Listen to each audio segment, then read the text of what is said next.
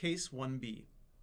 Melanie Shore is in Toronto on business, staying at a hotel in Yorkville. She's had 2 days of back-to-back meetings with clients, and it's now the end of the second day. Exhausted and exhilarated because her meetings went very well, Melanie's looking forward to enjoying her last night in Toronto. She decides she'll do some shopping, then have dinner, and maybe see a movie at the Varsity. Brian Tove is a sales associate at Holt Renfrew on Bloor Street.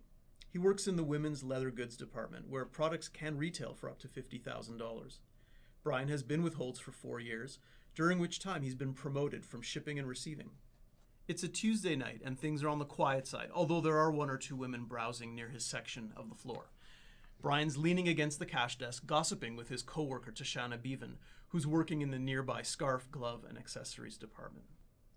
But seriously, it had to be there. She looked like some sort of street person, but she swept in here all high and mighty and asked me the new Chanel bag. Can you believe it? Says Brian. Drag. That's retail. We can't stop him from coming in here. Tashana replies. Off to the side of his floor, Brian can tell that someone has walked in and is looking at the summer straw and linen bags, relatively inexpensive products compared to the leather bags. So he turns back to Tashana. So I said to her, "Can I help you?" But, without really engaging, so she got the point. Brian goes on. What'd she do? Tashana asks. Exactly what I expected her to do. She sort of got nervous, turned around, and left. Brian says with a smile. I think you've got someone who wants to buy, Brian. Tashana says, discreetly gesturing towards Melanie Shore, who's now looking at a small, bright green leather purse. Oh, God, Tuesday night. So depressing. Hold on, I'm sure I'll be back. He says. Brian walks up to Melanie. He says, Hello, can I answer any questions about that Michael Kors? Thanks, but I'm just looking for now. Melanie says. Brian's eyebrows rise involuntarily. He's heard this line 1,000 times. Well, I'm by the luggage if you decide you're interested in anything. He says. Melanie finds this young man's tone a bit rude, given the situation, but she takes the high road instead and says, I'll let you know. After some more browsing, Melanie decides she's probably not going to buy anything, so she heads for the exit. Someone at one of her meetings earlier recommended Cafe Nervosa in Yorkville for dinner, so she decides to go there. At the front door, there is a hostess.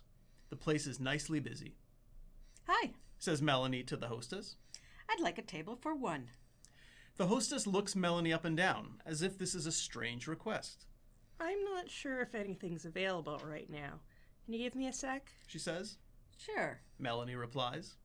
A few minutes later, the hostess comes back. I don't think there's anything available for at least an hour. The hostess says. This doesn't make sense to Melanie, who can see that there are 2 empty seats at the bar and at least 1 empty table. What if I just wait here? Maybe a spot at the bar? Or that table for 2 over there looks empty? Melanie asks, suspiciously. That table's not available. Sorry. The hostess says. I see. Melanie replies. Is it reserved? No, it's just... The hostess looks a bit flustered. That's okay. I'm going to try my luck across the street. Says Melanie, hungry and a bit pissed off at this point. Luckily, Melanie enjoys her greasy diner dinner across the street at Flo's. Leaving the diner, she realizes it's only 8:30 p.m. and she could still make the late show of the new Woody Allen comedy that's playing nearby at the Varsity Theater. Walking along Bel Air Avenue and then Bloor Street, she looks approvingly at the various high-end boutique windows in this part of the city. At the top of the escalator in front of the theater, she notices it's not that busy. She walks up to the counter, where a couple of young women have their backs turned to her. She waits for what seems like at least 30 seconds. They don't turn to face her. Excuse me. Melanie says, her patience coming to an end. One of the young women turns around, but she's not smiling. In fact, she looks like she'd rather do anything but sell a movie ticket. I'd like a ticket for the Woody Allen movie at 9 o'clock, please. Machines are over there. Says the young woman. Excuse me? Melanie replies. My cash is closed. The young woman says, turning back around to talk to her friend. A bit demoralized by the reaction she's received from various people in Yorkville this evening, Melanie simply says, I'd like to speak to your manager.